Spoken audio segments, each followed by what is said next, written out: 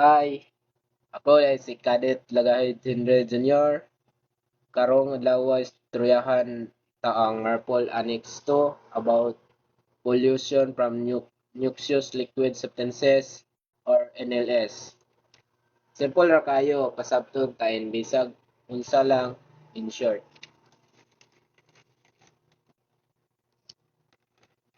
What is Marpol Annex?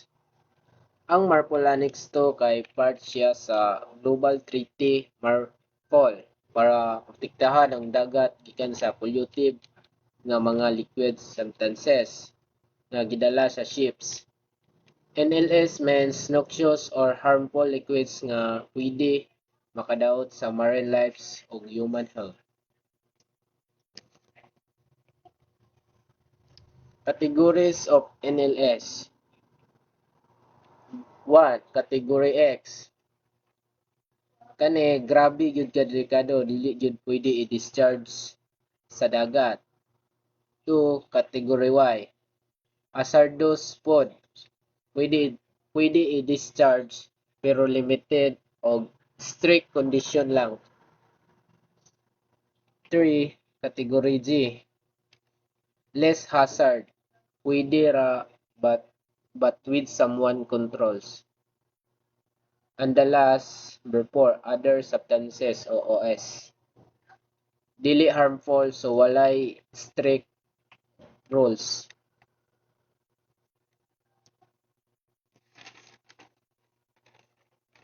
Why important? Simple ra kayo ni siya.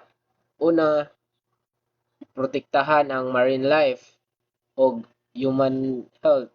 Kung walay rules, makadaghan ra ba og spells.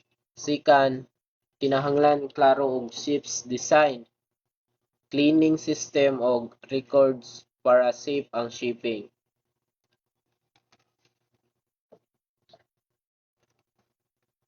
Important requirements. NLS number 1, NLS certificate. Ship must have NLS certificate para legal sila magdala ani nga substances. Number 2, cargo record book. Keep cargo record book. Record tanan discharge, cleaning ug handling.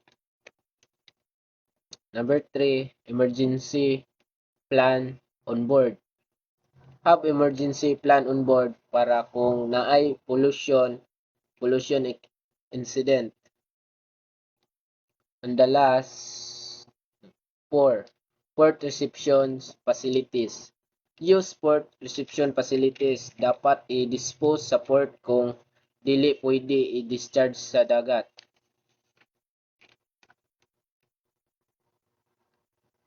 Mao na siya Marpol Annex 2 in a nutshell.